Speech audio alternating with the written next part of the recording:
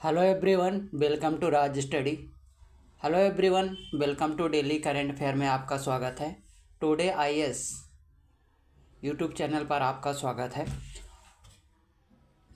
5 मार्च और 6 मार्च का जितने भी करंट अफेयर से संबंधित मुझे पीडीएफ मिले तो मैं छोटा छोटा डाटा क्या करता रहता हूँ, कलेक्ट करता रहता हूँ और उस डाटा को कलेक्ट करने के बाद एक पीडीएफ बनाकर आपके सामने प्रस्तुत कर रहा हूँ। ठीक है, तो उन डाटा में से देखिएगा कि जो एक तो एमपी की खबर है, तो ये हमारे कहाँ से इसका कनेक्ट किया जाएगा। तो एमपीपीएससी का जो पेपर नंबर मेंस का, हाँ, लेकिन एमपीपीएससी का जो इस बार कट ऑफ गया ना, तो जनरल वालों का कट ऑफ 79 गया, 79। और दोनों का मेल और फीमेल इक्वल है, जबकि 78 किसका है, ओबीसी का, और 68 और 72 एससी का, और 65 एससी का, 72 73 के आसपास है, जो कि 65 किसका है, एसटी का। तो एसटी एससी का तो कम ही रहता है, केवल जनरल और ओबीसी वालों का ही अच्छा खासा जाता है। ठीक है, देखिएगा, तो यह है कि नई दिशा, देश का लक्ष्य है 2070 तक नेट जीरो कार्बन उत्सर्जन के रूप में। जबकि मध्य प्रदेश में एक ऐसा शहर है, यानी कि भारत का एक ऐसा शहर भी है, इंदौर, जिसका टारगेट है सन 2047 तक ही नेट जीरो कार्बन उत्सर्जन सिटी बनाने का। देखिएगा ये क्या है। तो यदि यहाँ पर देखा जाए तो कुछ ऐसी समस्याएं इसके सामने कौन कौन सी थी, देखिएगा कि एक तो यहाँ प्रॉब्लम ये आ जाती कि इसमें देखिए थोड़ा सा, जैसे उत्सर्जन रोक रहे हैं, तो इसमें हमारे काम का जितना रहेगा उतना ही देखेंगे। ग्रीन एनर्जी कैपिटल पर नज़र, 5 लाख टन कार्बन उत्सर्जन रोक रहे हैं, 20% बिजली खपत भी घटाएंगे। तो ये जाहिर सी बात है, पता है, जैसे इंदौर में कुछ ऐसे इलाके हैं ना जहाँ मैं भी काम करता हूँ, वहाँ इतने अच्छे अच्छे ग्रीन, हालांकि ये है कि 2023 के जो फॉरेस्ट रिपोर्ट आई, तो फॉरेस्ट रिपोर्ट के अकॉर्डिंग देखा जाए तो एमपी का जो कार्बन स्टॉक है, तो कितनी क्षमता है, 608 मीट्रिक टन की क्षमता है। और एमपी का कौन सा स्थान आता है, सेकंड स्थान आता है, 608 मीट्रिक टन। जबकि यहीं देखा जाए कि वर्ल्ड मतलब इंडिया में 7200 के आसपास कार्बन स्टॉक क्षमता है। ठीक उन्हीं में से एक ये समस्या है। किसमें से, देखिए कि किस प्रकार से काम करेंगे। एक तो जैसे मध्य प्रदेश में वर्तमान में तो जैसे पायलट प्रोजेक्ट तो चल ही रहे हैं, जैसे नगर निगम के द्वारा, जैसे पहले 2000 जब इंदौर का एक प्रकार से इंदौर मतलब एडी, इंदौर डेवलपमेंट अथॉरिटी के द्वारा जो यहाँ का डेवलपमेंट किया जाता, उसके द्वारा एक एक्शन प्लान बनाया गया है। जैसे सन 2001 से लेकर 2020 तक का एक्शन प्लान था कि इंदौर इतने से इतने कर दिए, लेकिन अब टारगेट क्या है कि 2021 से लेकर 2030 तक का टारगेट जो रखा, 2021 से 2030 तक के टारगेट जो है कि इंदौर को इतना बड़ा में इंदौर को विकास डेवलपमेंट कर दिया जाएगा।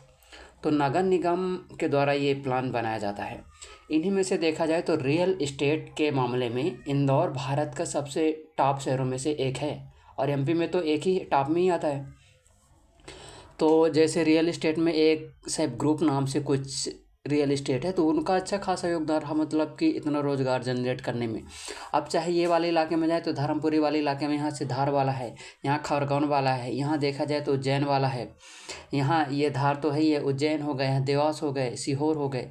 तो अलग अलग जितने भी ये इलाके हैं, तो इन इलाकों में क्या देखा जाता कि अब जैसे इंदौर है यहाँ से, तो यहाँ से हो जाएगा खंडवा, यहाँ खरगोन, यहाँ धार, यहाँ उज्जैन, यहाँ शाजापुर, यहाँ सीहोर, देवास आ जाएगा। तो देवास तो है ही है, यहाँ उज्जैन है। तो इन मुझे लगता है कि जितने भी ये इलाके हैं, तो इन इलाकों को मिला करके इंदौर का आकार बहुत बड़ा कर दिया गया, राइट। पहले इतना था, फिर इतना किया गया, अब टारगेट है इतने का। अब इसमें क्या होगा, तो जब ये उत्सर्जन सिटी के रूप में बनेगा, तो इसमें देखिएगा कि जैसे यहाँ की जितनी भी विशेषकर यूनिवर्सिटी हैं, तो मुझे तो लगता है यूनिवर्सिटी कार्बन स्टॉक के रूप में काम करती हैं। एक तो यूनिवर्सिटी या कॉलेज जितने भी बने, तो ऐसे इलाकों में बने जो पहाड़ी इलाकों में, जैसे सेज यूनिवर्सिटी के देख लीजिए, वो एक पहाड़ी के ऊपर बना है। जैसे इस तरह से एक पहाड़ी है, यहाँ पर बना है, इस इतना बड़ा पहाड़ी है, तो यहाँ पर बना, यहाँ पर बना। तो क्या है, लोकल लेवल पर कहीं ना कहीं देखा जाए तो रोज़गार जनरेट करने का काम करता है ये। अब ये क्या होगा कि इसके माध्यम से, और देखिएगा अब जैसे जब यहाँ रोज़गार बनेगा तो रोज़गार के साथ साथ यहाँ है कि नगरीकरण की जनसंख्या तो बढ़ेगी, लेकिन क्या है कि नगर की जनसंख्या देखा जाए तो 2011 के सेंसस के अकॉर्डिंग देखा जाए तो कितने परसेंट है पता है? 31। अब एमपी की तो अलग है, यहाँ तो 27.4 है, ऐसे कुछ 27.6 होगा यहाँ शहरों में। तो अब क्या है कि गांव की जनसंख्या प्रतिदिन घटती जा रही है। उन्हीं में से एक है इंदौर। तो इंटरव्यू में नहीं पूछा करते कि क्या शहर गांव समाप्त हो रहे हैं या शहरों के द्वारा उनका अधिक एक्विजिशन किया जा रहा है। तो कुछ नहीं किया जा रहा, जैसे जैसे डेवलपमेंट किया जा रहा है, इंदौर जितने भी बड़े बड़े शहर हैं उनका जब विस्तार किया जाता है तो छोटे छोटे गांव इन्हीं में से शामिल हो जाते हैं। अभी पता है कितने गांव शामिल हो गए इंदौर में? 30 गांव शामिल हो गए। 30 गांव की संख्या घट जाएगी, ठीक है, राइट। अब ये देखिएगा इंदौर में दूसरा है कि एक तो जैसे यहाँ से सीएनजी के माध्यम से सीएनजी प्लांट जो कहाँ है, ये राजीव गांधी चौराहे पर है। दूसरा, जो जितने भी यहाँ इलेक्ट्रॉनिक वेस्ट कचरा है, तो कचरे के माध्यम से क्या बनाया जाता है कि यहाँ से विद्युत जनरेट की जाती है। उनका भी प्लांट पता है कहाँ है? ये नौलखा से जब हम लोग जाएंगे आज़ाद नगर के पहले ही, आज़ाद नगर जो थाना है, जो नाला है ना, नाला के बगल से इसका प्लांट है। वहाँ मैं अभी कल ही गया था, मैं वहीं जा भी करता हूँ। तो वहीं पास क्या है कि इसका नौलखा के से आज़ाद नगर के पास इसका प्लांट बनाएगा। तो वहाँ सभी कचरा, जितने भी कचरा है, सभी कचरा का अलग अलग कर दिया जाए, मतलब सेपरेशन ऑफ वेस्टेज कर दिया जाता है। तो और दूसरी बात यह है कि इंदौर में ये पेड़ ज़्यादा हैं, और पेड़ के साथ साथ क्या है, सोलर एनर्जी के लिए इंदौर संभाग अग्रणी जिला में से एक है, राइट। और इनमें से देखिए गवर्नमेंट के द्वारा कुछ एक्शन प्लान बनाए गए, जैसे पौधारोपण और ग्रीन कचरा बढ़ाने के प्रयास किए गए। नेशनल क्लीन एयर प्रोग्राम का प्रभाव भी दिखा। और जैसे अब यहाँ का रहा कि जिसके माध्यम से इलेक्ट्रॉनिक मोबिलिटी की दिशा में कदम उठाए गए। इंदौर में ना देखा जाए, जैसे टू व्हीलर तो ज़्यादा चलती है।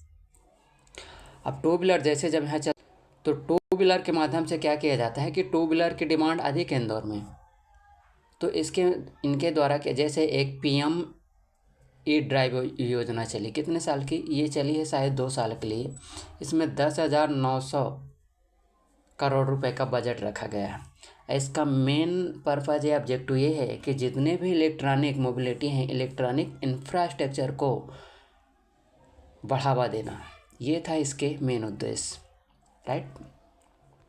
तो ये था हमारा पहला आर्टिकल। सेकंड आर्टिकल में देखिएगा कि टैरिफ वार अब ट्रेड वार में बदल रहा है, पर भारत को इसमें फ़ायदे की आस, निर्यात बढ़ सकता है। ये दैनिक भास्कर वाले छापे हैं, लेकिन मुझे नहीं लगता, क्योंकि पता है वो इसलिए नहीं लगता, देखिएगा कि जैसे अमेरिका के द्वारा बताया गया है कि मतलब इंडिया के ऊपर 100% टैरिफ लगाएंगे। जब 100% टैरिफ लगाएंगे तो पता कोई इंडिया से जो गुड्स जाएगा, गुड्स एंड सर्विस जाएगी, तो कहीं ना कहीं एक्सपोर्ट में कमी आएगी ना। अब टैरिफ वार के माध्यम से देखेगा, जैसे यहाँ एक तो ये वाला इलाके में देख लीजिए, जैसे ये पूरा देखेगा ये कि जब यहाँ पास जो अमेरिका है, अमेरिका के बारे में देखिए, गलत बन गया थोड़ा सा, यहाँ अमेरिका, तो यहाँ जैसे मैक्सिको और यहाँ कनाडा है। तो अमेरिका के द्वारा क्या किया गया है पता है कि इसके कनाडा के ऊपर 25%, मैक्सिको के ऊपर 25% का टैरिफ लगा दिया गया है। हालांकि ये इसके अपवाद के रूप में है कि पहले 10% था, 10% से 20% कर दिया गया। अब ये है कि एनर्जी के लेवल पर देखा जाए, जो यहाँ से एनर्जी कनाडा से अमेरिका में एनर्जी आती है, तो वहाँ पर कितने % का ड्यूटी लगाई गई, टैरिफ 10% की, राइट। ये था।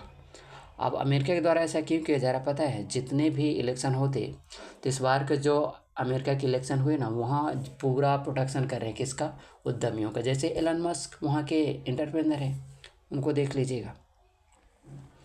और अगला आर्टिकल देखिएगा कि IIMP है, शायद MPPSC 2026 में हमें क्वेश्चन में MPPSC के एग्ज़ाम हॉल में मिल सकता है। देखिए कि बड़ी पहल, बैरेसिया में नया इलेक्ट्रॉनिक मैन्युफैक्चर क्लस्टर भी प्रस्तावित है। बैरेसिया का है, भोपाल की एक राजधानी है।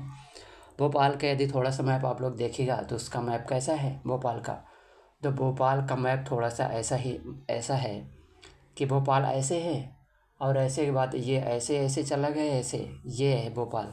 तो यहाँ पास शायद पड़ते बैरसिया, तो उसको देख लीजिएगा। यहाँ बैरसिया एक तहसील है। तो वहाँ भी तो देखिएगा कि जो क्लस्टर बनाए जाते हैं, क्लस्टर मतलब एक विशेष प्रकार से, जैसे नहीं डेडिकेटेड प्लांट कॉरिडोर का निर्माण किया जाता, उसी प्रकार से इनका भी निर्माण किया जाता है। क्लस्टर जो बनाए जाते हैं केवल उसी प्रकार के गुड्स का यहाँ मैन्युफैक्चर किया जाएगा। जैसे अभी वर्तमान में देखा जाए तो जो कपास क्लस्टर है, यानी क्लॉथ जो क्लस्टर है वो कहाँ है, वो इंदौर में होना चाहिए था, लेकिन इंदौर में न होकर कहाँ है, जबलपुर में है। और जैसे फोर्ड प्रोसेसिंग यूनिट का जो क्लस्टर है वो कहाँ, इंदौर में है, और वहाँ ग्वालियर में भी है। तो ये बनाया जा रहा है। प्रिंटेड सर्किट बोर्ड क्लस्टर विकसित किया जाएगा, मध्य प्रदेश का पहला। इसको याद करके रखना। उसी प्रकार से मुरैना में भी 4 महीने पहले बना था, जिसको बोला जाता है कि सोलर एनर्जी स्टोरेज प्लांट, जो कि मध्य प्रदेश में सोलर एनर्जी स्टोरेज प्लांट का जो निर्माण किया जा रहा है वो पहला है। जो कि कहाँ बनाया गया है, वो बनाया गया है मुरैना में। अब मुरैना में कहाँ बनाया गया है, जो सीतापुर है, शायद सीतापुर में बनाया गया है, इसलिए सीतापुर औद्योगिक क्षेत्र कहाँ है, मुरैना में ही आएगा, राइट। और अगला देखिएगा, अगला यहाँ का ये है हमारे काम का डाटा, कि देखिएगा कि लोक शिक्षण संचालनालय ने जारी किया दिशा निर्देश। बच्चों को परीक्षा हाल में नहीं बैठाए तो 3 साल की सज़ा। तो इसमें ये हुआ कि जैसे जुवेनाइल जस्टिस एक्ट 2015 का, तो जुवेनाइल जस्टिस एक्ट के माध्यम से देखिएगा तो जो जुवेनाइल जस्टिस एक्ट है, तो उसके माध्यम से क्या किया गया कि ये देखिए, जुवेनाइल जस्टिस एक्ट 2015 का है कि धारा नंबर 75 का हवाला देते हुए कोर्ट ने कहा कि स्कूल की ओर से किसी भी तरह से यदि स्टूडेंट को प्रताड़ित किया जाएगा तो स्कूल संचालक पर 1 लाख का जुर्माना और 1 लाख का जुर्माना व 3 वर्ष का इम्प्रिजनमेंट भी दिया जाएगा, कारावास। अब इसमें क्या होगा, इसका इम्पैक्ट देखेंगे। इम्पैक्ट ये होगा कि जैसे सर्व शिक्षा अभियान है, राइट टू एजुकेशन एक्ट 2009 का है, बट उसको लागू किया गया 1 अप्रैल 2010 को। तो जब राते क्या होता है, राइट टू एजुकेशन, तो इसके माध्यम से क्या किया गया, जब 2009 में आता और 10 में लागू होता, इसीलिए जो फंडामेंटल राइट का आर्टिकल नंबर 21 के तहत जो है कि अब यह है कि मूल अधिकार बना दिया गया किसको, एजुकेशन को, इसीलिए 86 अमेंडमेंट करके उसमें डाल दिया गया फंडामेंटल राइट में। अब इसमें सरकार को कहीं ना कहीं रिस्पॉन्सिबल बनाया गया आर्टिकल नंबर 21 में जो डाला गया, राइट टू एजुकेशन। अब इसके जैसे सर्व शिक्षा अभियान हुआ था, राइट टू एजुकेशन के माध्यम से हो कि 25% जो सीटें हैं, जितने भी प्राइवेट स्कूल हैं, तो 25% सीटें शायद स्कूल और कॉलेज दोनों लेवल पर लागू है, बट मुझे कॉलेज का पता तो नहीं है, लेकिन स्कूल लेवल पर ये लागू होता है कि 25% सीटों का रिजर्वेशन किया जाता है ST SC के लिए शायद। तो इसके माध्यम से कहीं ना कहीं ST SC जितने भी कम्युनिटी उनके लिए तो लाइफ प्रोटेक्शन का काम कर रहे हैं ना दोस्त, क्योंकि एजुकेशन ही ऐसा है जो हमारे सामने आने वाली चुनौतियों से लड़ने के लिए हमारे दिमाग को तैयार करती है। बट उसमें यह होना चाहिए कि हमारा दिमाग थोड़ा सा रेशनल, राइट। अगला आर्टिकल देखिएगा कि अगला आर्टिकल ये है कि इसमें देखिए कि नवरत्न कंपनी का जो दर्जा दिया गया, तो IRFC और IRCTC को दिया गया। ये दोनों किससे रिलेटेड है, इंडिया में देखा जाए तो रेलवे कंस्ट्रक्शन से रिलेटेड है, और रेलवे प्रशासन, रेलवे को ऑपरेट करने का भी काम करते हैं कहीं ये दोनों कंपनी। इसीलिए आप इनकी संख्या कितनी हो गई, 26 हो गई। जो नवरत्न कंपनी का जो दर्जा दिए जाने की योजना कब से आई थी, 1997 से आई थी। तो वर्तमान में इनकी संख्या कितनी हो गई, 26। शायद इनमें से देखे जैसे ONGC विदेश लिमिटेड है, ये अलग ही है। जैसे राष्ट्रीय इस्पात निगम, ये देखिएगा कि इन्हीं में से एक क्वेश्चन पूछा गया था कि भारत में पेट्रोलियम संस्थान कहाँ है, देहरादून में है। वो देहरादून में मुझे पता था, लेकिन मैं पता है क्या लगा दिया, उसमें धन्यवाद लगा दिया, निपट गए अपन। महानगर टेलीकॉम निगम लिमिटेड के माध्यम से, जैसे नेशनल एल्यूमिनियम कंपनी लिमिटेड हो गया। तो नवरत्न कंपनी, महारत्न कंपनी और मिनी रत्न कंपनी हमें याद करके रखना। हो सकता है इन्हीं में से आगे चल के पूछ ले कि इसका हेडक्वार्टर कहाँ है। ठीक है। Solar energy corporation of India, इसके माध्यम से देखिए सन 2010 में शायद बनी थी। ये क्या करती है इंडिया में, क्या करती है कि सोलर एनर्जी को प्रोडक्शन करने के साथ साथ इसको जैसे बेसिक इंफ्रास्ट्रक्चर के लिए स्किल प्रोवाइड करेगी, प्रशिक्षण करेगी, मानक बनाएगी, मानदंड बना देती, और कहीं ना कहीं फाइनेंस और टेक्नोलॉजी के माध्यम से सोलर एनर्जी को बढ़ावा दिया जाता है। वर्तमान में सोलर एनर्जी के मामले में देखिएगा कि सोलर एनर्जी में पहला स्थान किसका है, राजस्थान का है, जो कि आया भी था MPPSC में। शायद सोलर एनर्जी में गुजरात होगा, लेकिन सोलर एनर्जी में तो गुजरात ही है, लेकिन पवन एनर्जी में सोलर एनर्जी में राजस्थान और फिर सेकंड नंबर में तमिलनाडु। और जबकि जो पवन एनर्जी में, तो पवन ऊर्जा में किसका स्थान है, शायद गुजरात का है। उसमें तो तटवर्ती इलाके आएंगे पवन एनर्जी में। तो पवन एनर्जी में MP के स्थान कौन सा है, 8 नंबर का। जबकि सोलर एनर्जी में कितना है, सोलर एनर्जी में कौन सा प्लेस पर रहता है MP, तो यह 5वां स्थान है MP का, राइट। और पवन ऊर्जा में कितना है।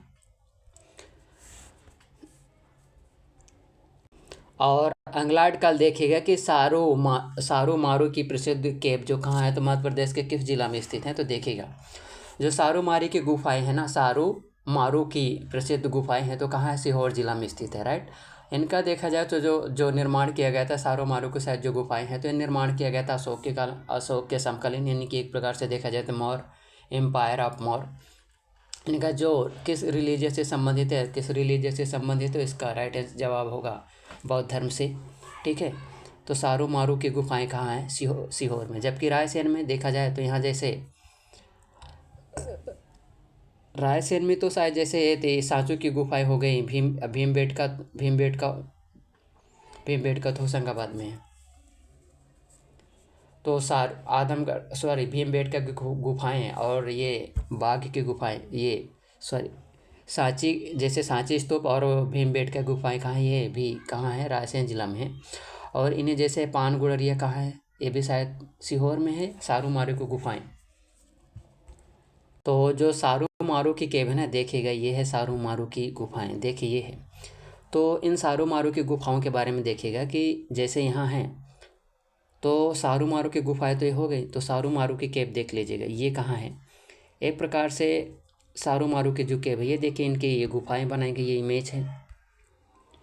यदि इन इमेज के माध्यम से देखा जाए तो लगता है कि ये गुफाएं ऐसी हैं। देखिए एक तो यहाँ के पर्यटन को, लोकल पर्यटन को तो बढ़ावा देती हैं ये गुफाएं।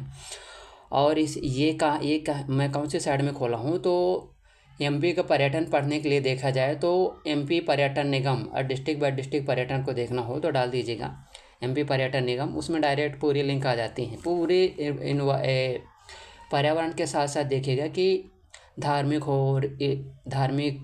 पर्यटन हो या रिलीजियस हो या इंसिडेंट कोई भी मतलब कि नेचुरली हो, तो उसको बढ़ावा देने का काम किया जाता है इसके माध्यम से। देखिए पान गुड़रिया ये भी सीहोर में है, तो इसको देखिएगा तो ये हम दिखाता है कि मानव सभ्यता के विकास की अवस्था को दिखाता है कि किस प्रकार से मानव अपने विकास के दौरान मतलब कि भौतिक जगत पर विश्वास रखता था, ठीक है। तो ये था। अब देखिएगा प्रसिद्ध दक्षिण मुखी हनुमान जो टेकरी सरकार मंदिर है, तो मध्य प्रदेश के किस जिला में है, तो ये कहाँ है, गुना में। देखिएगा यहाँ 3 अलग अलग पहाड़ियाँ हैं, कितनी 3 अलग अलग पहाड़ियाँ हैं, ये है गुना जिला, ठीक है। तो एक तो हनुमान टेकरी, दूसरा राम टेकरी, तीसरा लक्ष्मण टेकरी। तो इनकी ऐसी मान्यता है कि जो इनका निर्माण किया गया था तो महाभारत कालीन किया गया था। महाभारत कब आया था, द्वापर त्रेता युग में आया था। महाभारत कालीन इनका निर्माण कराया गया था। और महाभारत कालीन निर्माण के साथ साथ ये रहता कि पहले यहाँ मतलब एक प्रकार से मढ़िया बनी थी। दैनिक भास्कर के अकॉर्डिंग जानकारी देखा जाए, यदि दैनिक भास्कर के अकॉर्डिंग देखिएगा यदि दैनिक भास्कर के अकॉर्डिंग देखिए तो दैनिक भास्कर वाले क्या छापे थे कि यदि राम टेकरी के बारे में देखिएगा, जो हनुमान जी का मंदिर है तो साउथ की ओर इनका मुख है, पहली बात। दूसरा बात यह है कि अभी एक हनुमान जी का मंदिर और ग्वालियर में है, और मंदिर जो ग्वालियर में है तो वो मंदिर, एक अपवाद है कि हनुमान जी गदा नहीं लिए हुए, तलवार लिए हुए हैं। तलवार क्यों लिए हैं देखिए जा, तो पहले इसके बारे में देखिए कि पहले एक प्रकार से मढ़िया बताई जा रही थी अकॉर्डिंग टू दैनिक भास्कर। दैनिक भास्कर में जितने भी पर्यटन स्थल है वो समय समय पर छपते रहते। मढ़िया के बाद जैसे जब रहता है तो आगे चल के जब इसका जीर्णोद्धार किया गया है तो बताया जा रहा है कि मशीनों के माध्यम से उत्खनन कराया गया पूरे पहाड़ी का यहाँ के डेवलपमेंट किया जाए। जब पता चला कि यहाँ खोदा गया तो आसपास इतने सांप निकले कि मतलब प्रशासन को या सरकार को पुनः उसको बंद करना पड़ा। और उस जहाँ पर खोदा गया था इतने सांप के साथ साथ देखा जाए तो वहाँ साधु संतों की समाधि के भी कुछ एविडेंस मिली। ये मैं नहीं बता रहा, दैनिक भास्कर में जो छपा था वही है। तो ये है ऐसी मान्यताएं हैं इस मंदिर में, हनुमान टेकरी मंदिर में, कि मतलब कोई भी रात में यहाँ श्रद्धालु नहीं रुक सकता। और राम टेकरी सरकार का जो मंदिर है यहाँ हनुमान टेकरी, राम टेकरी या हनुमान टेकरी सरकार जो मंदिर है यहाँ टेकरी सरकार का मेला भी आयोजन किया जाता है। कितने दिन? 3 दिवसीय मेला आयोजित किया जाता है। अब 3 दिन में पता है कितने लोग आ जाते हैं? 10 लाख श्रद्धालु यहाँ आते हैं मनोरंजन के उद्देश्य से। और ये भी कि धार्मिक आस्था भी जुड़ा हुआ है। ठीक है, तो ये किस जिला में है? गुना जिला में। अब जैसे गुना जिला जैसे जब रहता, हालांकि इसके इतिहास में फिर बाद में देखिएगा। तो ये था हनुमान टेकरी के बारे में। अब आगे चल के क्या बनाया गया? मंदिर। और दूसरा जो हनुमान का मंदिर, हनुमान जी का जो मंदिर है, तो जो मैं हनुमान जी का मंदिर बताने जा रहा हूँ तो उस मंदिर के बारे में थोड़ा सा देखिएगा कि जैसे जैसे जब ये मंदिर का निर्माण हुआ होगा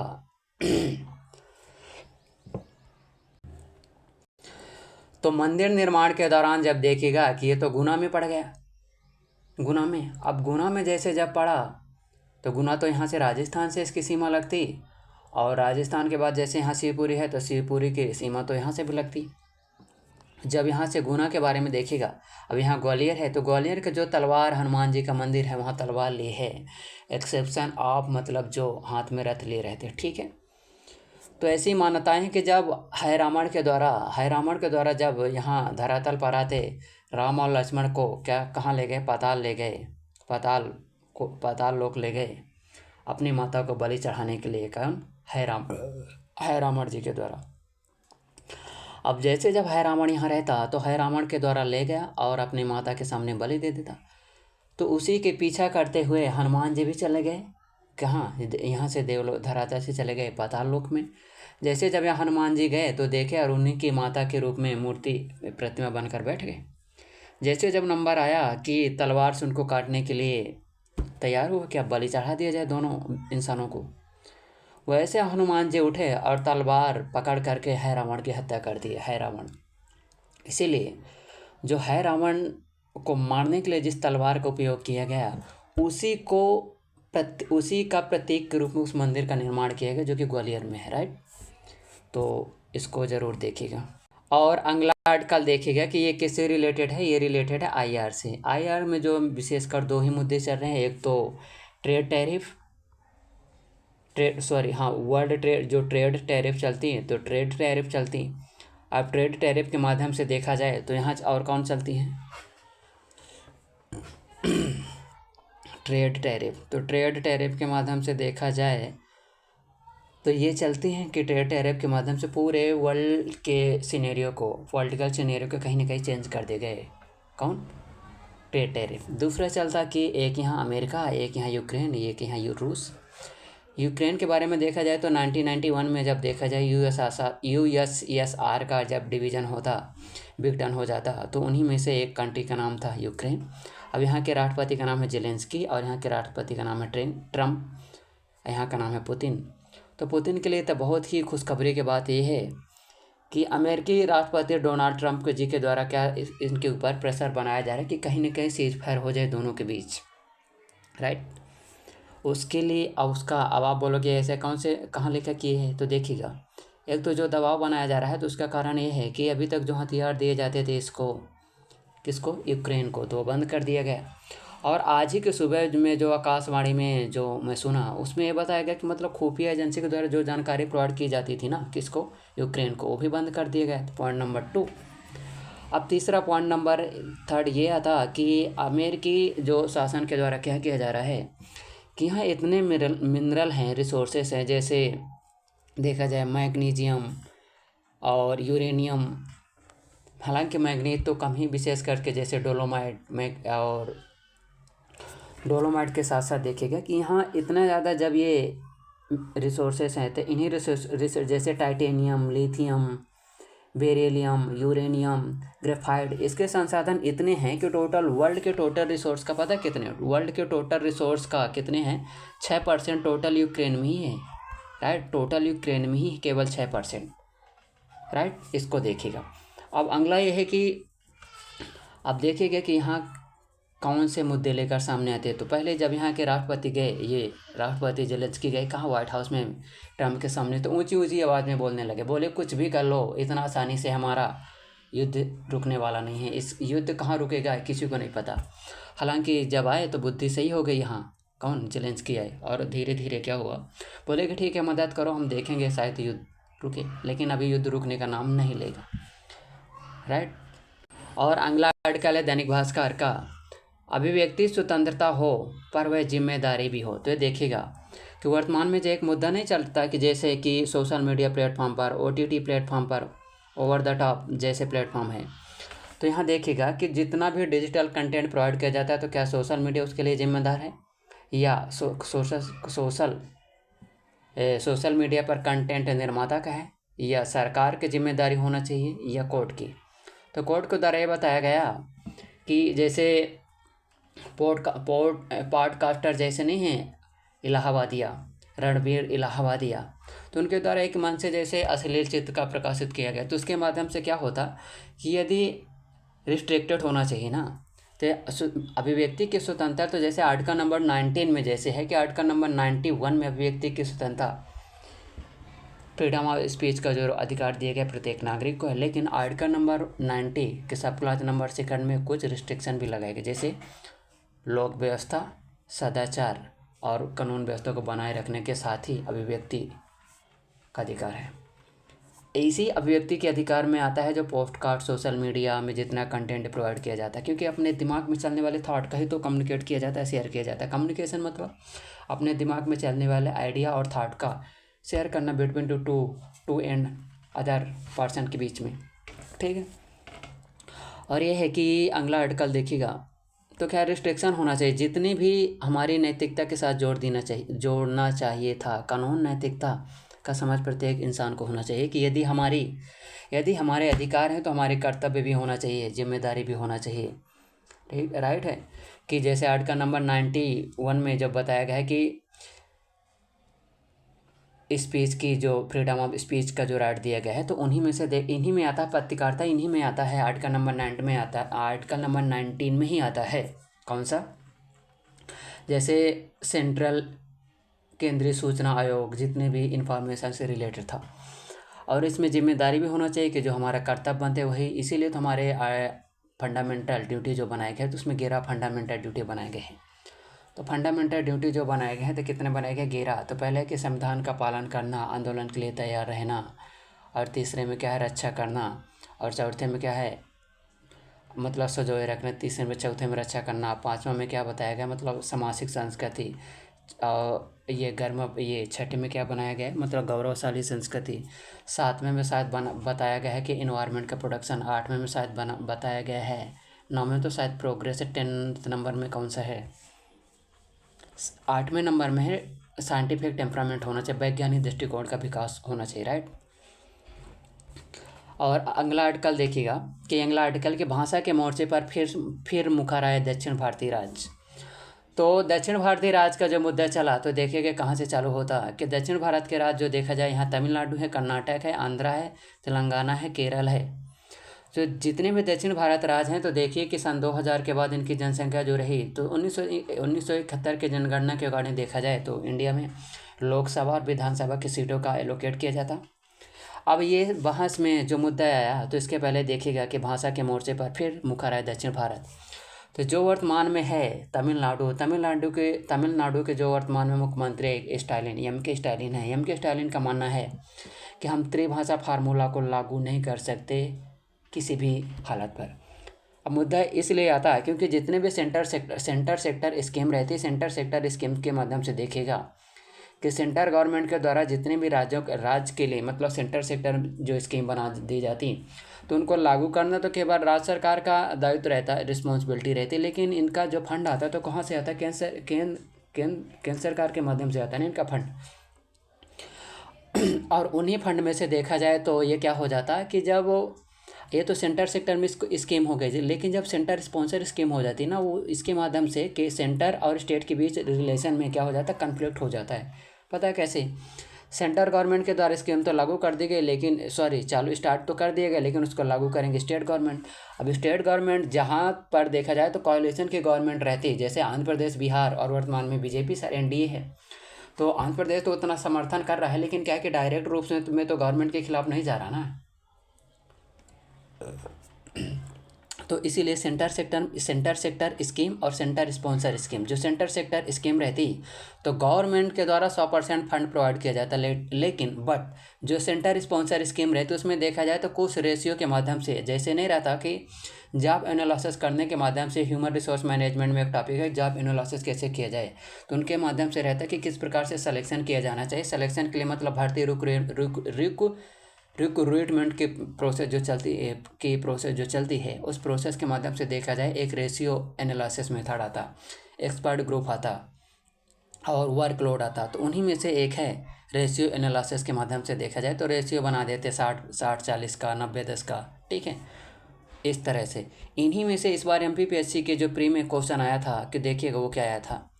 वो क्वेश्चन आया था कि पहाड़ी राज्यों के विशेष राज्य को जो दर्जा दिए जाने के लिए कौन कौन से मानदंड है। सिंपल सा क्वेश्चन था, लेकिन थोड़ी सी यदि अटेंशन ना देना तो ख़त्म हो जाए। तो उसमें SC और ST दोनों दिया था, जो कि SC का कोई विशेष इसमें मानक नहीं है। केवल देखा जाए तो ST के लिए ही मानक है कि ST कम्युनिटी होना चाहिए, पहाड़ी इलाका होना चाहिए, भूभाग कम होना चाहिए। हालांकि हम लोग लगा दिए 150 रुपये, 4 क्वेश्चन में आपत्ति दर्ज किए, 600 लगाए, कुछ मतलब नहीं रहा है ना।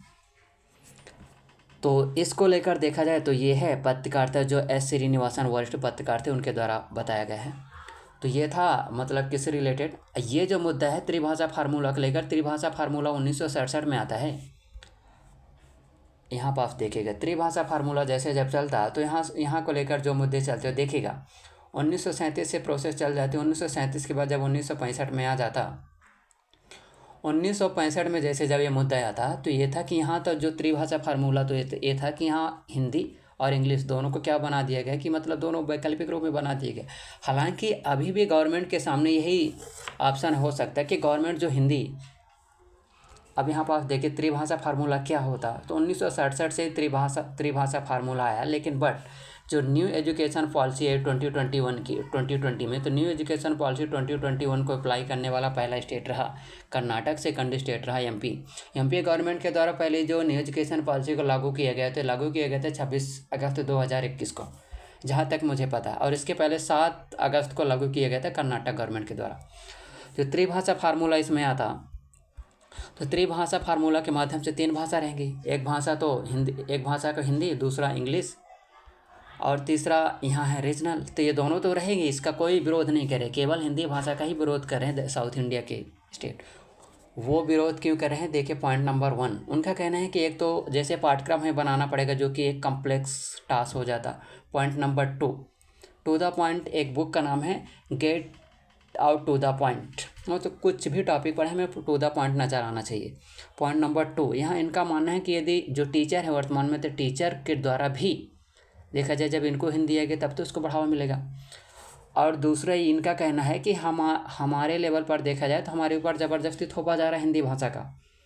जो MK स्टालिन जो तमिलनाडु के मुख्यमंत्री हैं, उनका कहना है कि सेंट्रल गवर्नमेंट के द्वारा हमारे ऊपर हिंदी भाषा को थोपा जाता है। ये हम लोग हिंदी भाषा को लागू करने के लिए तैयार है, लेकिन क्या है कि एक ऑप्शन के रूप में होना चाहिए था।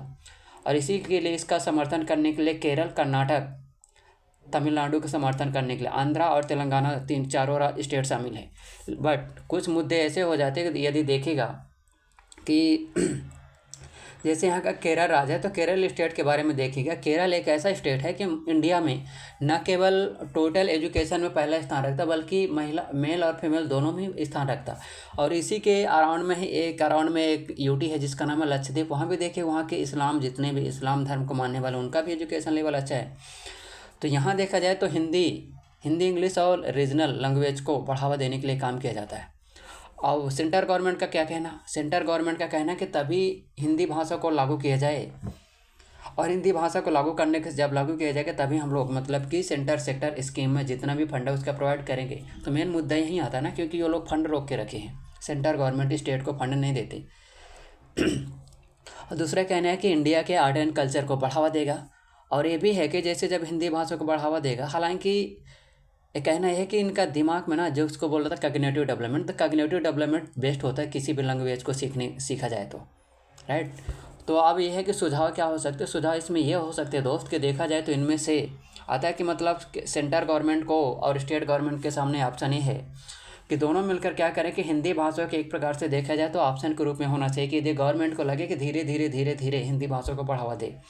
हालांकि जैसे प्राइमरी एजुकेशन हो गया, प्राइमरी एजुकेशन में किसी भी लेवल पर देखा जाए तो ये नहीं हो सकता कि मतलब कि हिंदी भाषा को बढ़ावा दे। प्राइमरी लेवल पर देखा, प्राइमरी एजुकेशन जो सिस्टम है वहाँ तो केवल रीजनल भाषा में ही मतलब स्टूडेंट को पढ़ाया जाएगा ना, ताकि वो उनकी लर्निंग प्रोसेस बेस्ट हो सके, राइट। तो ये रहा इसका सुझाव यही है कि सेंटर गवर्नमेंट और स्टेट गवर्नमेंट दोनों मिलकर क्या करें कि एक ऑप्शन के रूप में लेकर चलेंगे, ताकि ऑप्शन हमारे सामने रहे कि यदि विवाद उठता है ना तो इस प्रकार से मुद्दे को हल किया जा सकता है, राइट। ये था। 8 का नंबर है कि डोंट बेबी सेट। ये बेबी सेट मतलब क्या है, तो कि गवर्नमेंट किसी भी प्रकार का प्रोडक्शन नहीं कर सकते। किसका, जैसे सम सुप्रीम कोर्ट एससी के द्वारा remark on Allahbadia case on encourage more censorship creative always.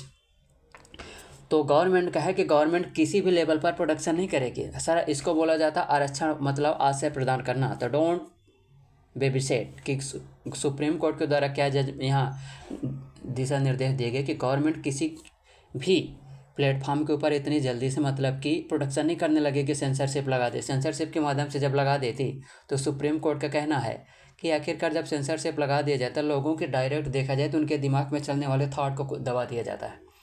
जब विचारों को कुचल दिया जाएगा तो इससे क्या हो जाए कि मतलब कि फ्रीडम ऑफ स्पीच का जो राइट है, आर्टिकल नंबर 19(1), आर्टिकल नंबर 90 का जो क्लास नंबर 1 है, तो उसका डायरेक्ट वायलेशन ही होना, ये बोले सुप्रीम कोर्ट के द्वारा। मेन मुद्दा इतना है कि डोंट बेबी सेट मतलब सेंटर गवर्नमेंट के द्वारा इतनी आसानी से सेंसरशिप नहीं लगाया जाना चाहिए था। अगला देखिएगा, आखिर क्यों हम निर्यात से दूसरे देशों से पीछे हैं। तो देखिएगा, इसका सिंपल सा फंदा ये है कि यदि इंडिया में देखा जाए कि इंडिया में हम निर्यात से पीछे क्यों हैं, तो देखिएगा एक तो यहाँ की इंडिया की कास्ट ज़्यादा है, ये सबको पता है। कास्ट ज़्यादा है क्योंकि इतना भी डेवलप कंट्री नहीं है, विकसित देश नहीं है, केवल डेवलपिंग कंट्री है। दूसरी बात, गवर्नमेंट के द्वारा जो सब्सिडी दी जाती है उनमें से सब्सिडी के माध्यम से जब सब्सिडी देगी तो कहीं ना कहीं देखा जाए तो फिजिकल डेफिसिट घटता। फिजिकल डेफिसिट जैसे जब घटने लगेगा तो गवर्नमेंट के ऊपर दबाव बनने लगता, लोन लेना पड़ेगा। और दूसरी बात यह है कि इंडिया में अभी जो स्किल है ना, तो स्किल को देखा जाए तो स्किल है तो दक्ष इंसान नहीं है। अब दक्ष इंसान कौन होता है, एक ऐसा व्यक्ति जो किसी भी कम्प्लेक्स टास्क को मतलब कि त्वरित रूप से कर दे, उसको बोला जाता है स्किलफुल पर्सन। अब स्किल जो क्षमता रहती है, स्किल को बढ़ावा देने के लिए देखा जाए तो कौन कौन से प्रोग्राम होना चाहिए, जैसे हेल्थ तो हो गया, एजुकेशन और ट्रेनिंग, जब तीनों को दे दिया जाएगा तभी स्किलफुल पर्सन बनेगा। एक ह्यूमन रिसोर्स मैनेजमेंट में एक टॉपिक होता है, जैसे जो डीएम और एसडीएम होते हैं, इनका काम क्या रहता, ह्यूमन रिसोर्स मैनेजमेंट का काम ही तो रहता। तो देखिएगा, जिसको बोला जाता है ट्रेनिंग और डेवलपमेंट। तो जो ट्रेनिंग और डेवलपमेंट में क्या अंतर होता है, ट्रेनिंग और डेवलपमेंट में बहुत अंतर होता है। ट्रेनिंग में जैसे किसी व्यक्ति को बंदूक चलाना सिखा दिया जाए तो कहीं ना कहीं देखा जाए तो मतलब कि ये है क्या है कि प्रत्यक्ष रूप से उपकरण को चलाना सिखाया जाता है, जैसे गाड़ी चलाना सिखा दें, मोबाइल रिपेयरिंग करना सिखा दें, क्या है ट्रेनिंग। लेकिन डेवलपमेंट प्रोग्राम क्या है कि मतलब लोगों के अंदर मतलब कि सॉफ्ट स्किल को बढ़ावा दिया जाता है। सॉफ्ट स्किल मीन्स क्या होगा, सॉफ्ट स्किल जैसे इमोशनल इंटेलिजेंस हो गया, प्रेशर हैंडल करना हो गया, लीडरशिप क्वालिटी हो गया, लीडरशिप क्वालिटी में आ जाएगा साहस हो जाएगा, करेज हो जाएगा, मोटिवेट हो जाएगा, टीम लीडर हो जाएगा, इथिकल हो जाएगा, इनिशिएटिव पहलाना चाहिए टीम लीडर में, कम्युनिकेशन स्किल बेस्ट होना चाहिए, दूरदृष्टि होना चाहिए, इंटेलेक्चुअल पर्सन होना चाहिए, इंटेलेक्चुअल पर्सनालिटी डेवलपमेंट होना चाहिए, राइट। और इसी के बाद इसमें क्या था, तो सॉफ्ट स्किल जैसे एसटीएम हो गया, डीएम हो गया, इनको क्या किया जाता है, डेवलपमेंट प्रोग्राम दिया जाता है, ना कि ट्रेनिंग दी जाती है। पहले मुझे भी नहीं पता था, जब मैंने पढ़ा तब मुझे पता चला, राइट। तो ये था। अगला आर्टिकल देखिएगा, अगला आर्टिकल है कि प्रभावशाली यूट्यूबर्स में बढ़े जिम्मेदारी का एहसास। चर्चा में ये है कि यदि किसी पद में देखा जाए तो जैसे एसडीएम और डीएम में क्या अंतर होता है, जो एसडीएम और डिप्टी कलेक्टर, तो देखा जाए तो जो डिप्टी कलेक्टर रहता है तो ये तो क्या एक प्रकार से पोस्ट है, जो कि ये तो वैकेंसी है, जबकि ये पद है। जैसे एक महिला आती है तो वो पहले तो गर्ल रहती है, जब उसकी शादी हो जाती है क्या उसकी पहचान कहाँ बैठती, महिला के रूप में। उसी प्रकार से एसडीएम की पोस्ट पद होता है, सब डिविजनल मजिस्ट्रेट।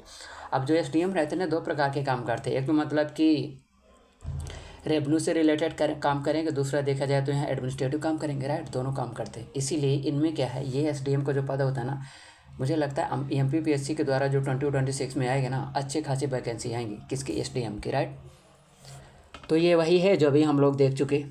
और अगला आर्टिकल देखिएगा, अगला आर्टिकल अब देखिएगा कि आज के आकाशवाणी में मैंने क्या सुना। आज के आकाशवाणी में रहा कि पैरा ओलंपिक 2025 का जो गेम हुआ तो कहाँ हुए, तो पैरा ओलंपिक 2025 का जो गेम होने जा रहे हैं, तो ये 20 मार्च से शायद 20 मार्च से 30 मार्च के बीच होंगे। ये कहाँ होगा, न्यू दिल्ली में हो रहे हैं। तो आकाशवाणी के अकॉर्डिंग यदि देखा जाए तो जो पैरा गेम्स 2025 के हो रहे हैं सेकंड नंबर के, तो कहाँ हो रहे हैं, ये हो रहे हैं, होस्ट स्टेट का नाम क्या है, दिल्ली। और उत्तराखंड के गवर्नमेंट के द्वारा कुछ ऐसे मतलब कि टूरिज्म को बढ़ावा देने, मतलब धार्मिक टूरिज्म को बढ़ावा देने के लिए क्या किया जा रहा है, एक प्रकार से मतलब रोड पे नहीं, रोप वे का निर्माण किया जाए। रोप वे के माध्यम से होता है कि जैसे ये पहाड़ी इलाका हो गया ना, अब यहाँ से जैसे बड़ा दिन से आना है उसके लिए अलग से यहाँ जिसको नहीं बोला जाता है, यहाँ रोप वे बना दिए जाते हैं, उसमें इस प्रकार से डिब्बे रहते हैं और इसके अंदर बैठ के लोग यहाँ सीढ़ियों के माध्यम से चले जाते हैं, जैसे मैहर में भी है। तो जितने भी धार्मिक स्थान है तो एक इसके माध्यम से क्या होगा, कहीं ना कहीं रिलीजियस पर्यटन को बढ़ावा मिलेगा, राइट। पॉइंट नंबर 2, अगला आर्टिकल देखिए क्या होता। अगला आकाशवाणी में था कि एक तो पैरा गेम्स हो गए, पैरा गेम्स के बाद सेकंड नंबर पे हो गया उत्तराखंड के द्वारा। अब देखिएगा कि आज के जितने भी ज्योग्राफी के लेवल पर कौन कौन से हैं, कि जैसे हिमालय के लेवल पर देखा जाए तो उत्तराखंड हिमाचल प्रदेश सिक्किम और अरुणाचल प्रदेश में देखा जाए तो वर्तमान में बारिश होने की पर्याप्त संभावनाएं जताई गई, वो अकॉर्डिंग टू आईएमडी के अकॉर्डिंग। इसमें ये भी बताया गया कि जैसे उत्तराखंड और हिमाचल प्रदेश में जितने भी ये पहाड़ी इलाके हैं वहाँ मतलब बर्फबारी होने की आशंकाएं जताई गई हैं। उन्हीं आशंकाओं में से एक था कि जैसे कि जो मड़ा गाँव था, तो अभी जो हिमस्खलन की जो घटना, हिमस्खलन और लैंडस्लाइड में अंतर होता है दोस्त। और इसके बाद जैसे अगला है कि देखिएगा कि जो आईसीसी चैम्पियन ट्रॉफी का जो होस्ट कंट्री है, तो आईसीसी जो चैम्पियन ट्रॉफी है, तो आईसीसी चैम्पियन ट्रॉफी कहाँ है, तो एक तो जैसे लाहौर में हो रहा है, दूसरा मतलब कि दुबई में हो रहा है। दुबई में जब रविवार को होगा, तो जैसे लाहौर में आज हुआ कि साउथ अफ्रीका और न्यूजीलैंड के बीच जो हुआ फाइनल में, सेमीफाइनल जैसे यहाँ भी हुआ, तो फाइनल में यहाँ तो साउथ अफ्रीका हार गई और न्यूजीलैंड जीत गई। इसके पहले देखा जाए तो अभी जब पिछले दिनों जब हुआ था कि भारत के द्वारा 6 रनों से किसको हरा दिया गया था, हरा दिया गया था न्यूजीलैंड को, और ऑस्ट्रेलिया को भी हरा दिया गया, ठीक है। तो अब अंतिम जो फाइनल होगा किनके बीच होगा, लाहौर में शायद दुबई में होगा आईसीसी चैम्पियन ट्रॉफी। तो आईसीसी चैम्पियन ट्रॉफी जो लाहौर में दुबई में होगा, उसमें इंडिया वर्सेस न्यूजीलैंड के मध्य होगा। ये कल रविवार को किया जाएगा, राइट।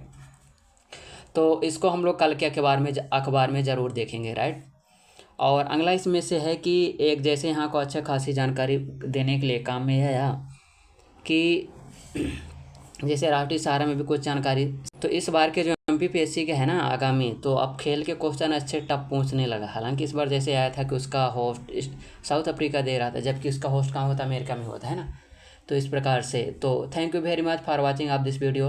लाइक एंड सब्सक्राइब अवश्य करिएगा, राइट। और कमेंट में जो भी इस वीडियो में कमियाँ हो ना, तो आप लोग उसमें कमेंट ज़रूर करिएगा। Thank you very much for watching आप this video. Like and subscribe compulsory and mandatory.